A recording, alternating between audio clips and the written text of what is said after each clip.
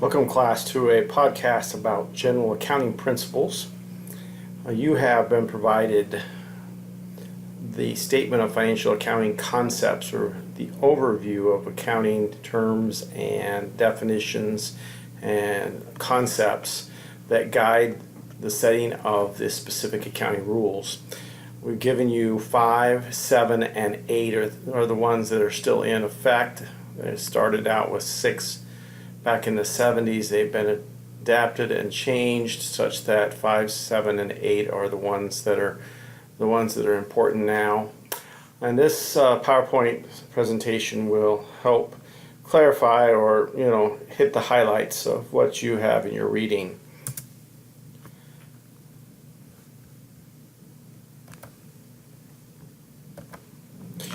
So this slide tells us is labeled the conceptual framework of accounting.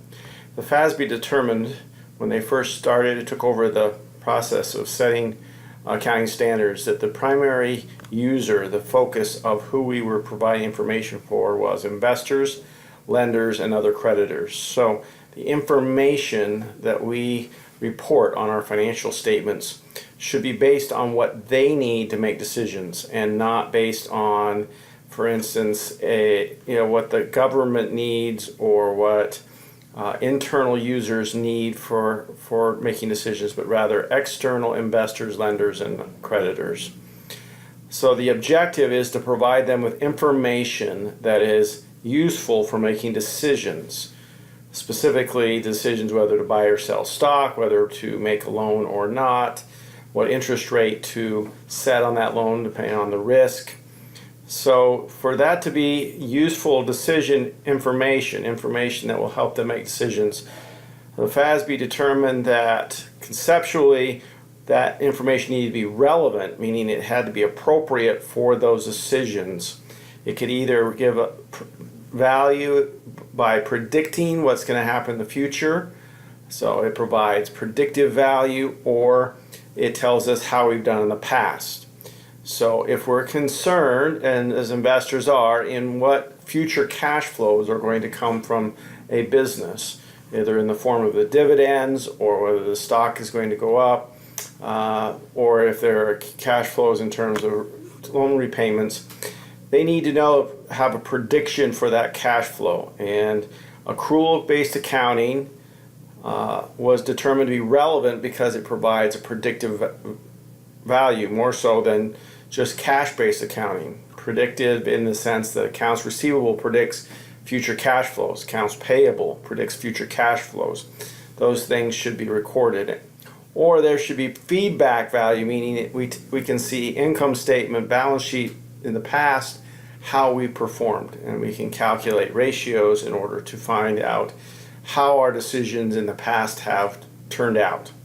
So those are the two things that give our information relevance, is if they provide feedback or allow us to predict future cash flows. But all the relevant information in the world, if it's not reliable, meaning we can't trust it, isn't any good and can't be used for making decisions. So we want our information to faithfully represent what is actually happening at the company. To do that, they determined that there are really 3 characteristics that are fundamental to that. Your information needs to be free from error, or at least that's our goal. We understand that there will never be complete freedom from error, but we strive for being as free from error as possible. We are neutral, meaning our accounting choices should not be biased to one direction or the other, meaning a choice in accounting should not be favored by, say, a accounting rule in order to get certain companies to behave a certain way, meaning you would handle choosing LIFO or FIFO the same way, and not that there is some kind of bias towards one or the other. And then it has to be complete. We can't leave things out. We have to give all the news, good or bad, and it needs to be complete so that they can see all the details necessary for them to make those decisions. So those are your fundamental characteristics of the data. More detail, again, and descriptions are in your reading.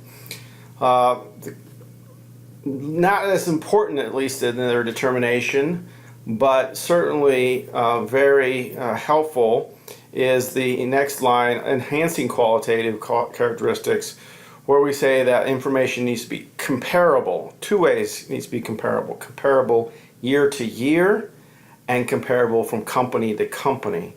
So an asset should be an asset either in all companies, and we should follow similar rules and choices in 2016 as we do in 2017.